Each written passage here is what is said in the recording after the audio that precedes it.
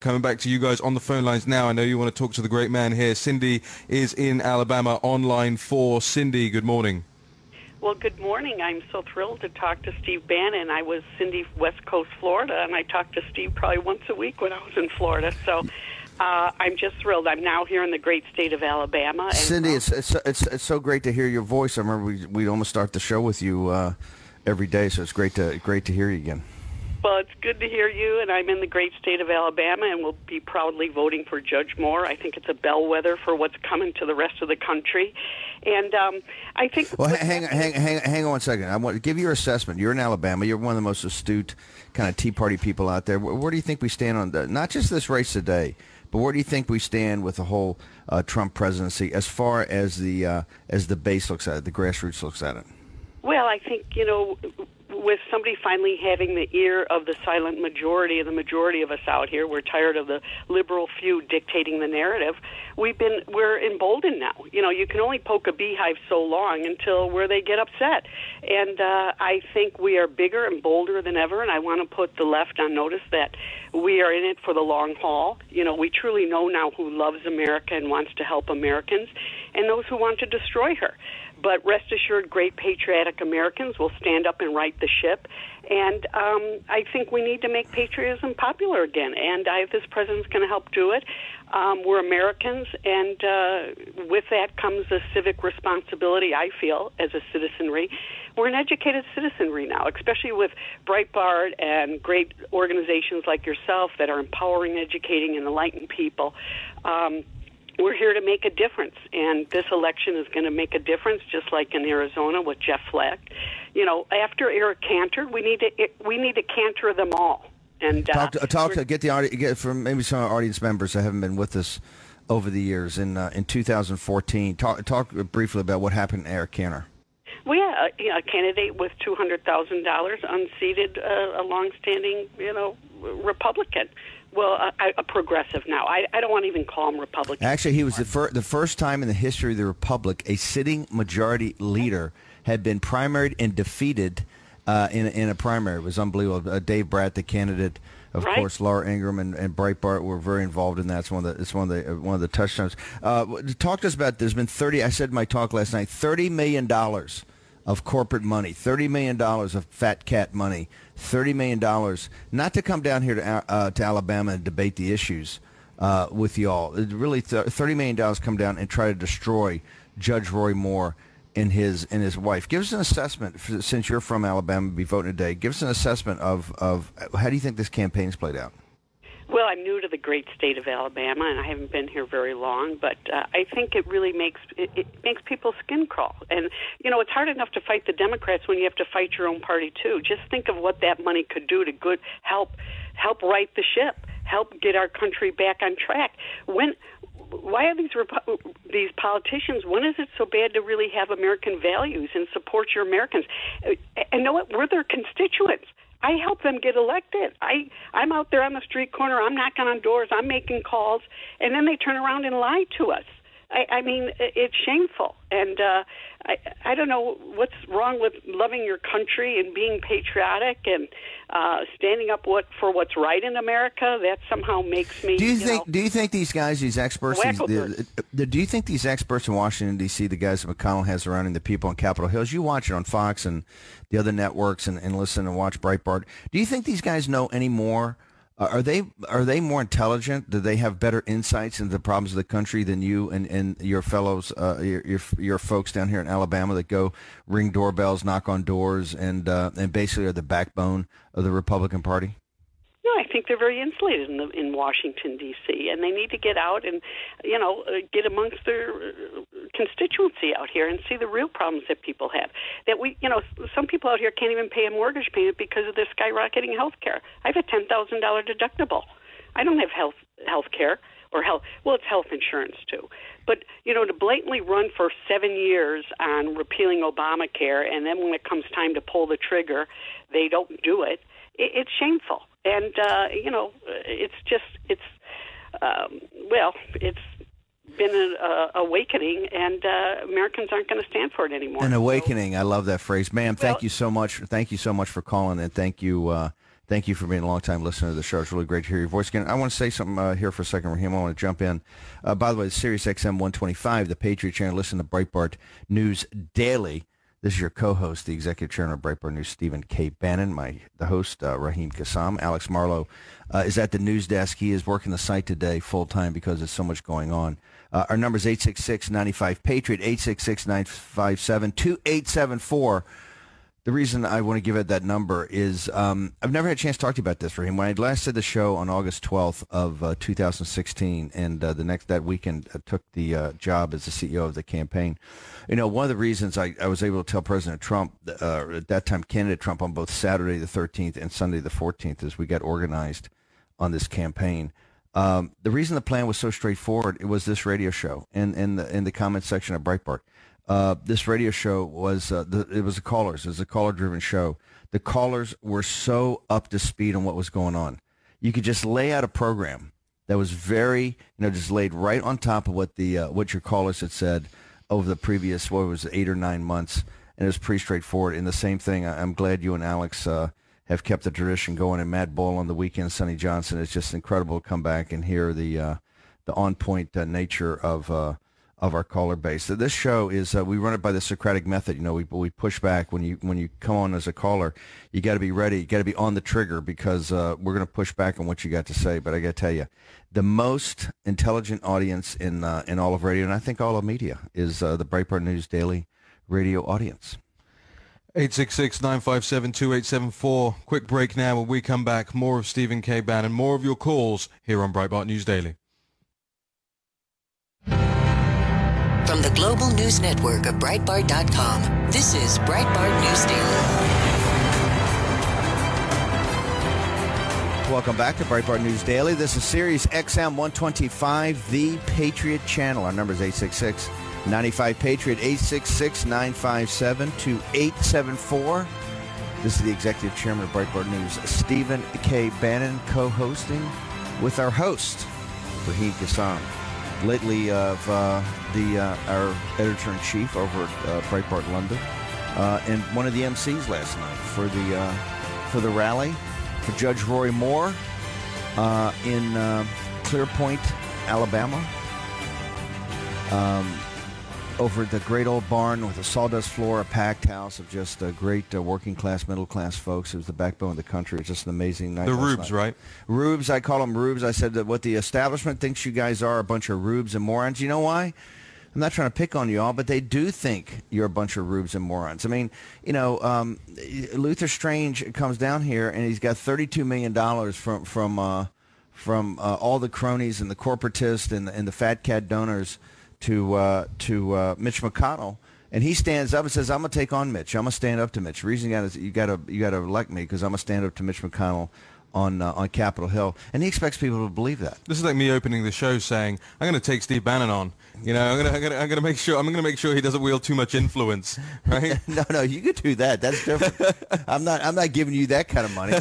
Last time I looked. Don't look. 866-957-2874 is the number, ladies and gentlemen. 866-95-PATRIOT. Do you know I confess to the same thing as well, though, as a lot of these guys. I grew up in Central London. I'm a metropolitan boy.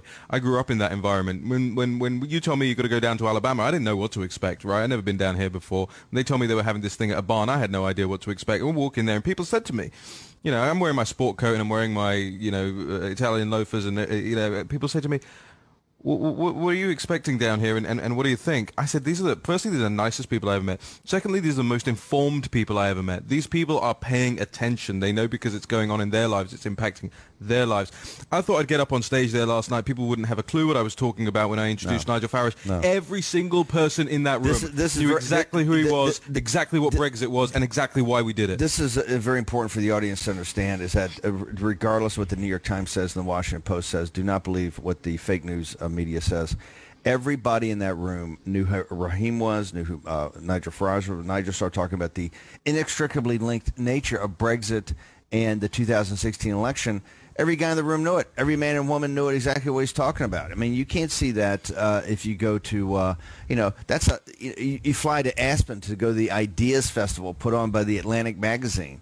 The audience up there of the most elite of the elite doesn't understand what a audience of working class and middle class folks in southern Alabama. By the way, I got to tell you, for you folks throughout the country, and particularly folks here in Alabama, and we want to have anybody in Alabama today, please call the show, 866-95-PATRIOT, 866-957-2874. We need to hear from you today.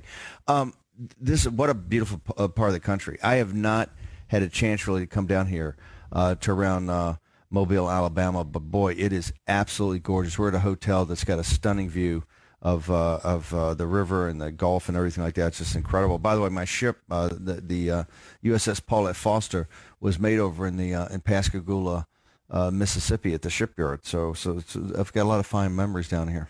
We were talking about this yesterday, Steve. By the way, that's a chart. I'm not still a map. sure it's a map. That's a chart, not a map. There's more land than there is. I know, but trust me, it's a chart. At the top left, it says map number 11. In the broadcast center here of the Sirius XM 125 Patriot Channel broadcast studio, which happens to be also the suite of Raheem Kassam. We have a huge chart. We have a huge chart in the room that Raheem continues to refer to as a map. It says on the top left, map number 11. I'm sticking with it. We're going to come back to you guys on the phone lines now, 866-95-PATRIOT. Let's start with Rich in Michigan on line 5. Rich, good morning.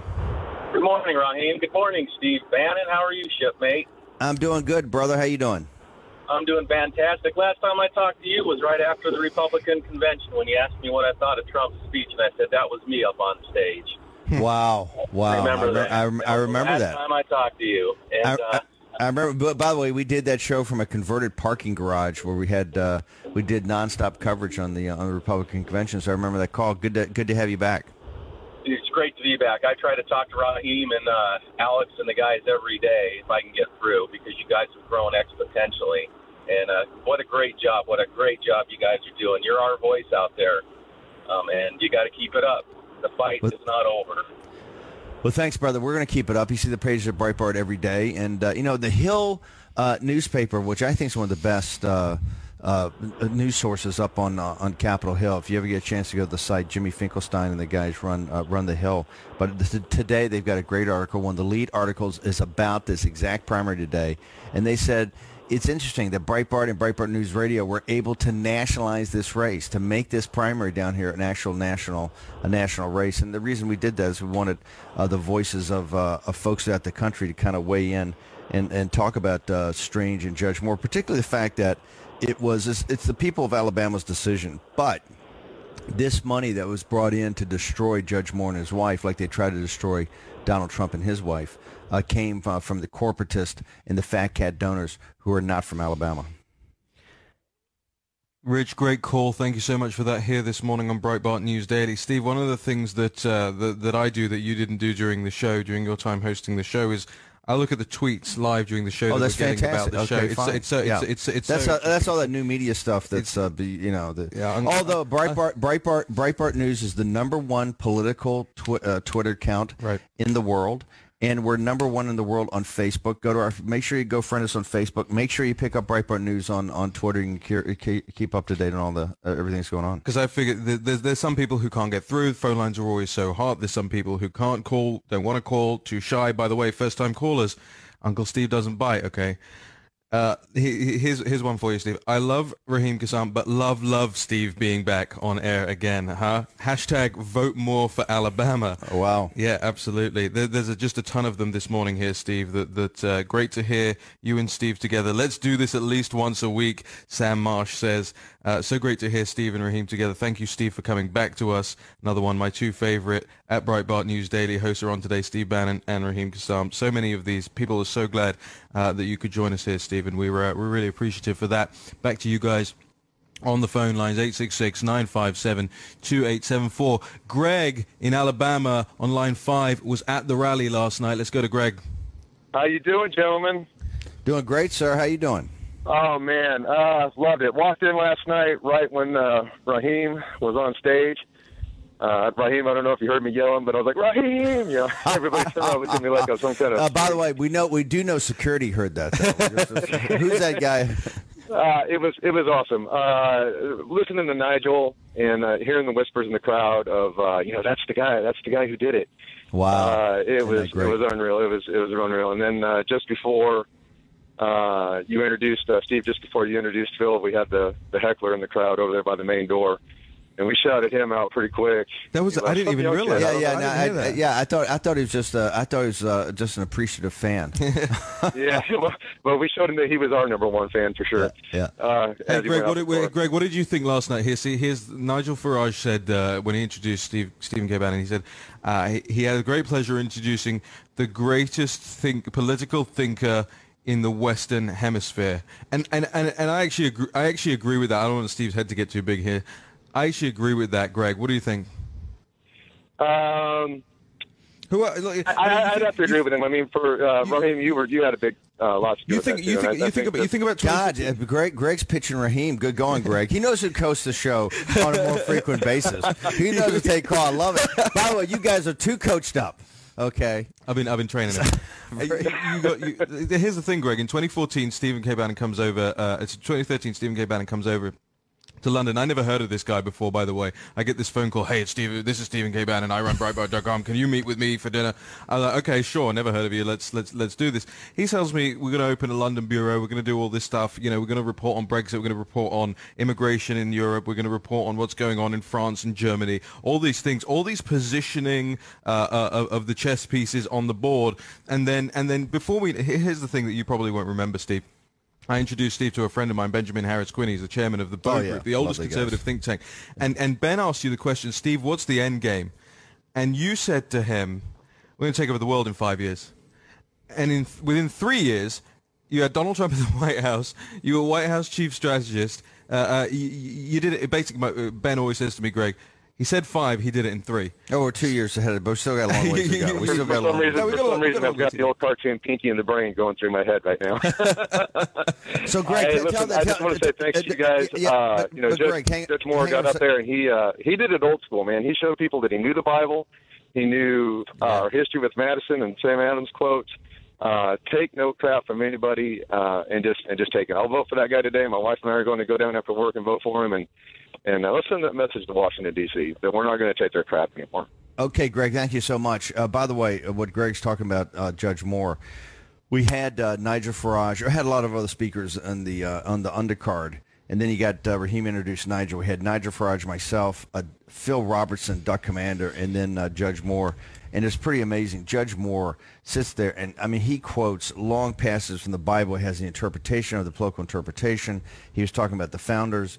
It was quite a performance. Plus, he was packing, right? He was packing. We want to counter. There's NRA. We love the guys over at the NRA. Somehow they got on the other side of the football on this one, and had a bunch of. So I don't know if you noticed, but when he did that, there was 3 other guys, including me, standing all around the area, and we all went to our hips. We were all packing too, so it didn't matter. Greg, thank you so much. Thank you so much for calling. I really appreciate it, brother. Keep it up. Hey, let's play because we're speaking about the Roy Moore rally. We haven't played any Roy Moore on the show yet. Let's play clip 4D. Producer Paul, Roy Moore at the rally last night. Do we dare defend our rights and those of our children and grandchildren? Will we take a stand against a Washington establishment who's trying to come down here and buy this election with $30 million? Will we send them a message? Very clear. Alabama can't be bought. Kathleen's in Pennsylvania on line 4. Kathleen, good morning. Kathleen, you with us? Still with us? Radio. There you are. Kathleen, we just got you. Go right ahead. Okay, thank you. I just want to tell you guys, glad to hear you this morning, and I'm really excited about Judge Moore. I just want to bring up one thing. We have some deep state Republicans that are dropping out of the election next year. Charlie Dent is our favorite person to hate in Pennsylvania. He fought against everything Trump stood for, trying to be civilized, but still never called Trump a name, but it's just very civilized disrespect to the president. And he was going to fight a challenger, an unknown, is a local guy, And he said, oh, this guy, like say it's Tom Smith. Oh, Tom Smith's a liar, and I'm going to prove what a liar he is next year when I run against him in the primary. That was 2 weeks ago. Last week, Dent dropped out. He said, I'm going to spend more time with my family, and I'm not running for re-election in 2018. My question for you, Steve, is this. I'm very happy that Dent's dropping out. Good. But if we have a bunch of unknowns that are running on the Republican side, and the Democrats can put up somebody who's better, isn't that going to hurt the Republicans? Like, I don't trust. Tell me name recognition. Tell me right now what. By the way, Charlie Dent is not dropping out. Make sure you understand this. Charlie Dent's not dropping out because there's a Tea Party or there's a populist nationalist challenger in a primary. Don't believe that. What Charlie Dent's looking at is the generic ballot. On the generic ballot right now, guys like Charlie Dent are 10 plus down. And they're seeing things. This is something that I think it goes with the DACA situation.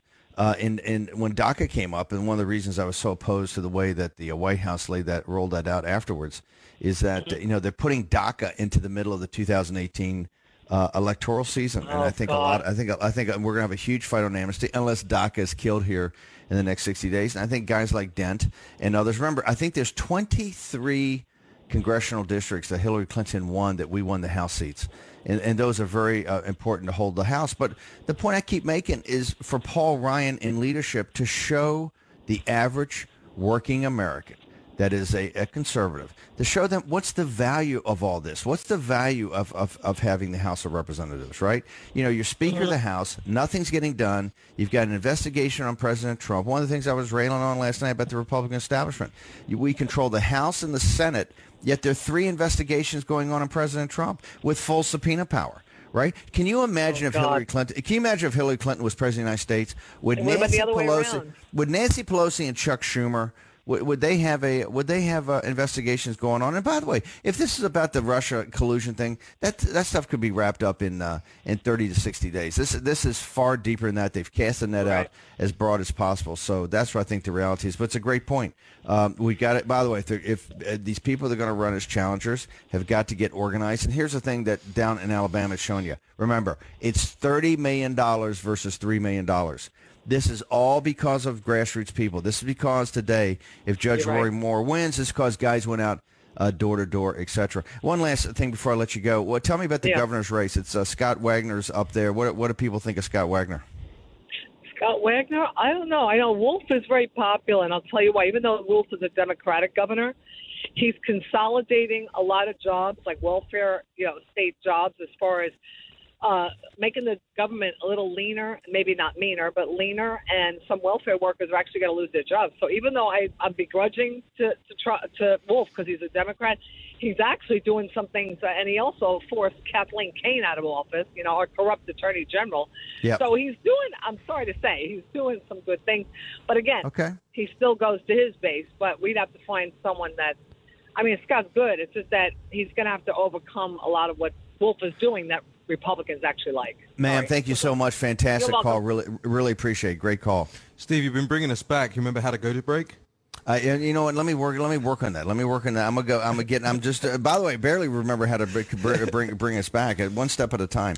I'm just continuing to remember to say Sirius XM 125, the Patriot channel, 866-95 Patriot, 866-957-2874. We'll be right back after this short break. Sirius XM Patriot presents Breitbart News Daily. And now I've got a really, really easy job. My job is to introduce the next speaker, who in some way needs little introduction. You all know what he did in the Trump campaign. You all know what he's done to Breitbart News. What you don't know is the help that he's given other movements like mine in other parts of the world. He is, I think, the greatest political thinker and activist in the Western world today. Ladies and gentlemen, Steve Bannon. Welcome back to Breitbart News Daily, Sirius XM 125, the Patriot Channel, 866-95-PATRIOT, 866-957-2874.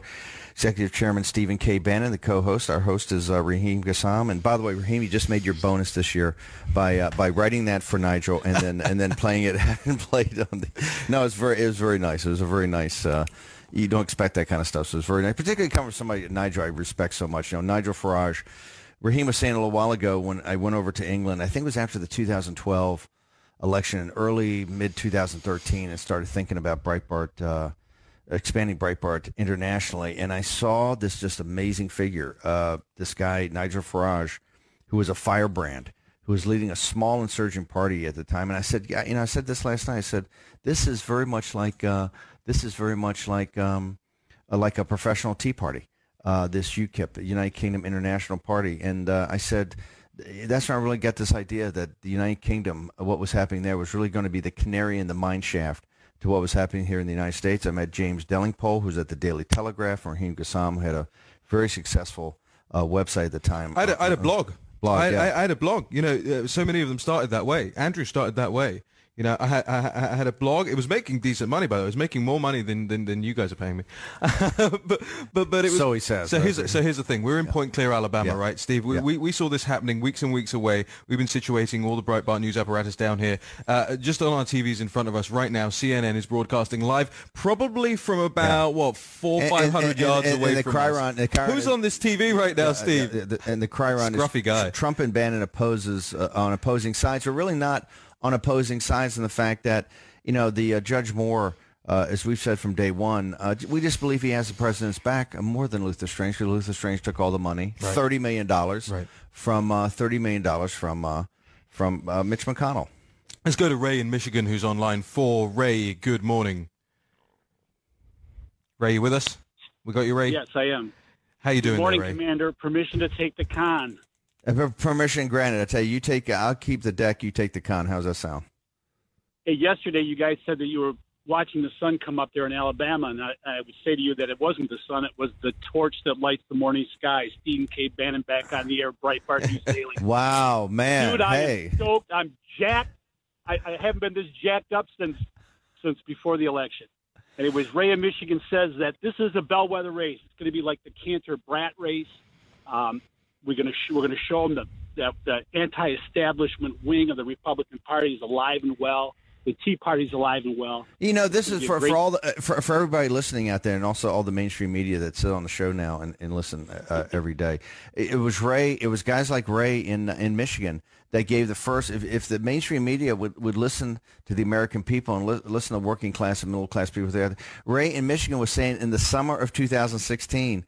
Donald Trump's going to win Michigan. Donald Trump can win Michigan. Just got to spend some time up there. And Ray, like I said, when I jumped on the campaign of the CEO, with 88 days left, you don't have a lot of time to think through some sophisticated strategy. We really got down to very much basics, but it was guys like you throughout the country that said, hey, Trump can win in places like Wisconsin. Trump can win in places like Minnesota. Trump can win in Michigan. Trump can win in Pennsylvania. And that's what, we just did statistical analysis off of kind of the comments you guys have been saying, and that's what led to the victory ultimately.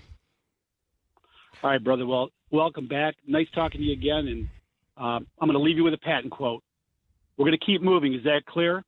We're going to attack all night. We're going to attack tomorrow morning. If we don't come back victorious, let no one come back alive.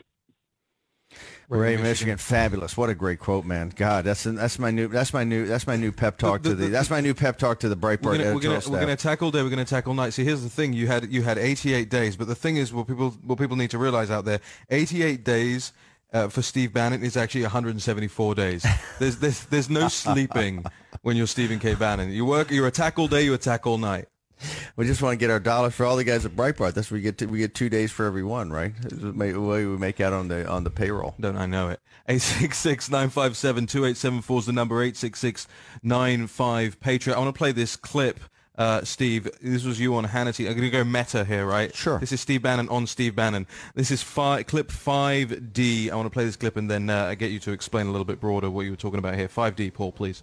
This is a referendum on the party at Davos and the elites in Davos and in the United States and Washington, D.C. that Mitch McConnell is the face of. Absolutely. That's what the referendum is. Very simple. Tomorrow, the good folks of Alabama are going to decide if sovereignty rests with the people or does it rest with the money. Is it going to be the muscle of the grassroots versus the money of a corrupt and incompetent permanent political class that rules Washington, D.C. like a new aristocracy?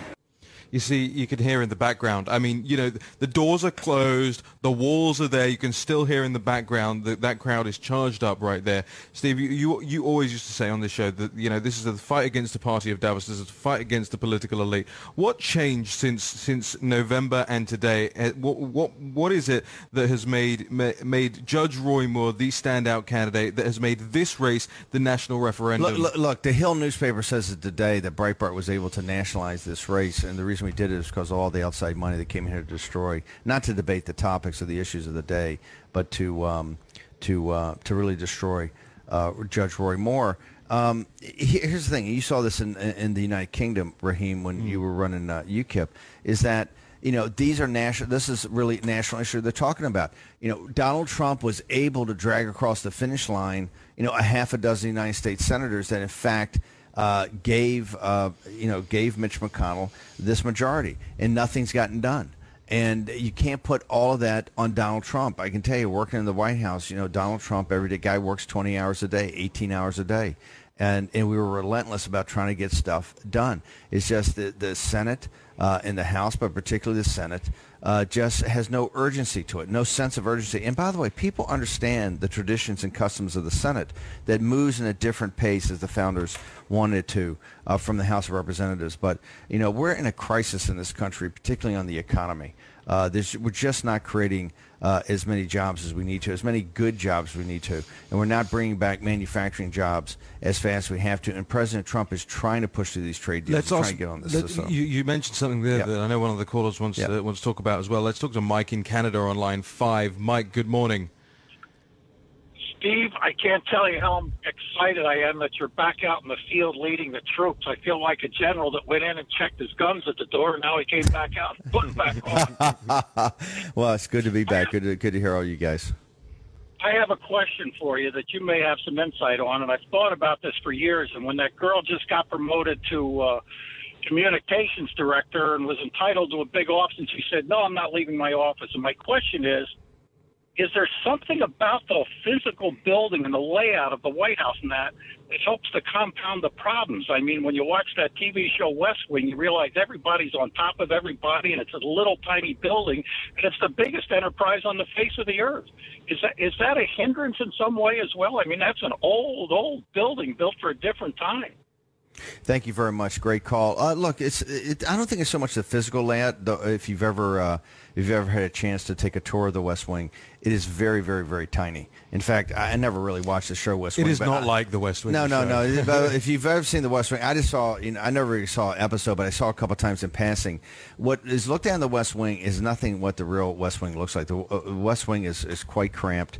Outside the Oval Office is quite cramped because it's an older office building. We do have the executive office building across the street, which is magnificent, where most of the staff sits. I don't think it's the physical layout, although modern office management would say that would be different. No, I think really the thing I opposed. The thing I opposed was sustainable environmentally. Yeah, no, the thing I had opposed to was having the media. Literally, the media is right there, cheek by jowl, with the communications department. I said from day one, not just because of the opposition party, just because I thought we needed more space, was to move the media across the street to the executive office building. Of course, their heads, were on fire.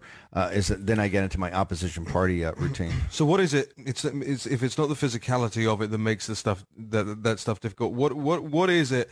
Mike's identifying that he thinks it's basically just very difficult for this president to be getting things done even inside the White House, let alone with. Well, I think General Kelly has got a process down, the streamlined decision making, which I strongly advocate. I was I was very close to Reince, but I pushed hard when the president kind of made a decision or gave the indication he was going to make a change that General Kelly should be the chief of staff. Now, that being said. And I said last night on Hannity, and I think I said it on the speech. I believe there has to be, tonight, after the situation in Alabama works itself out. There's got to be some real. There's got to be a real internal review of how this decision making was made for the president about the Luther Strange, just to make sure he got all the information. You know, Mo Brooks, who we're going to have on in the next hour. Mo Brooks is one of the great populist nationalists in the House.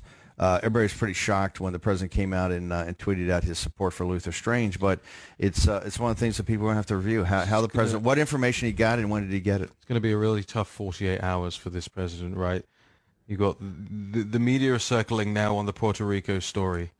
You got the Luther Strange race, which, you know, if things go the way they should go here today, is going to be a loss. It's going to be perceived as a loss and framed as a loss.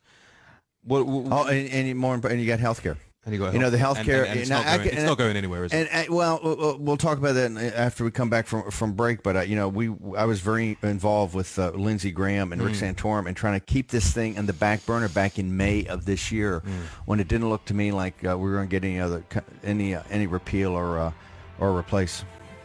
This is Breitbart News Daily, ladies and gentlemen. 866-957-2874, 866-95-PATRIOT.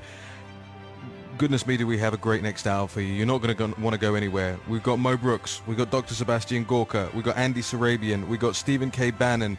You got me, Raheem Kassam. We'll be right back after this short break.